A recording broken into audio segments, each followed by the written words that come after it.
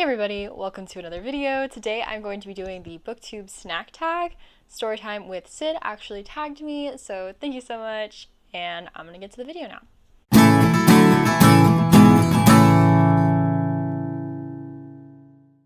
So prompt 1 is sweet, the chocolate chip cookie of books. Pick a book that is warm-hearted, uplifting, and makes you less cynical about the world. So that book for me is gonna be Mort by Terry Pratchett. This book, it's just, I don't know, it takes some of the scariness out of death even, which I think is a really great way to make you feel less cynical about the world, you know? It's sweet. All of the scenes with death and cats are just, they're so precious. And so this book is definitely a very sweet read. The next prompt is salty, inherently craveable. Pick a book or series that you couldn't stop reading or reaching for.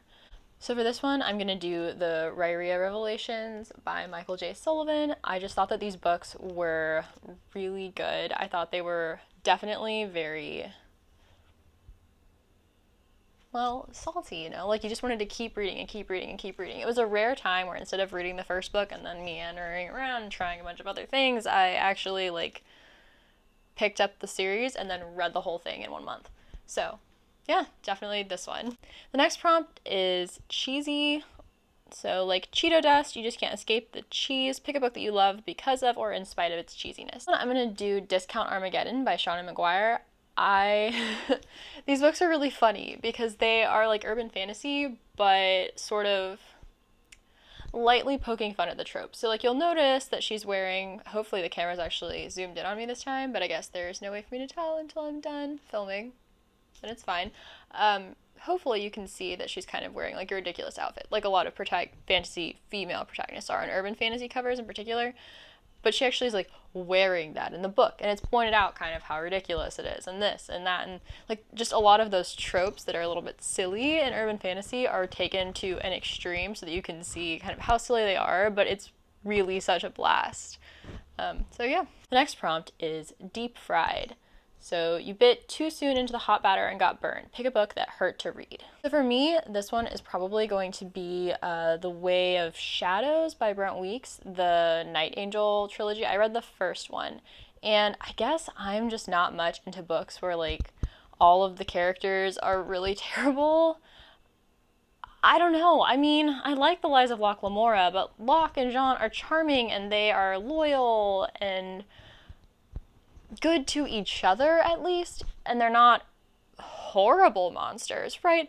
But just all of the characters in The Way of Shadows I felt like were kind of monstrous. Like I just didn't like them and I had a terrible time reading it. And so maybe not really the book's fault so much as I really didn't like it, and it was definitely kind of painful for me to read because it was just felt so unpleasant, kind of icky the whole time, you know? The next prompt is ice cold. Sometimes the snack you want can only come from the deep freezer. Pick a book that transports you to a cold place. So I'm going to be honest with you, I don't actually have a ton of books that are in Arctic sort of settings or even like very cold settings that I could think of, which is weird because I definitely remember reading a lot of Viking type fantasy, but I think that was more when I was in high school, and I don't have a lot of those or remember them very well. So I ended up using Small Favor from the Dresden Files because this one definitely has kind of a more winter setting in that it's snowing in Chicago. So, you know, this one is cold. The next prompt is sour. So, some things are too sour to keep a straight face. Pick a book that made you make faces while you were reading. So for me, this one is definitely going to be The King of Battle and Blood. I don't know if it's just me. I don't really generally prefer particularly explicit content in books. I'll read a book even if it has, you know, explicit adult content, but I'll usually skim it, you know, and just kind of be like, oh, okay, let me turn a couple of pages, you know. But that book was just like nonstop, but it was also written, in my opinion. Someone is walking by my front door. It's, in my opinion, unrealistic to the point of being kind of funny but also uncomfortable, so I was definitely going like oh and also laughing while I was reading that book. So that sort of book is just definitely not for me, but I definitely probably made a lot of really entertaining faces while I was reading it.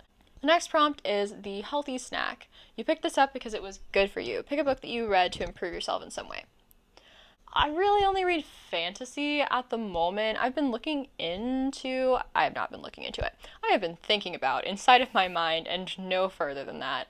Reading some C.S. Lewis or something. I really liked Mere Christianity early in college, and he has a lot of other books. I also really liked his Screwtape Letters. Like, maybe I would read one of his other books like that, but I have not done that or made any effort to do that. So, I'm going to pick one that at first is going to seem like not a good answer to the prompt, but I'll explain.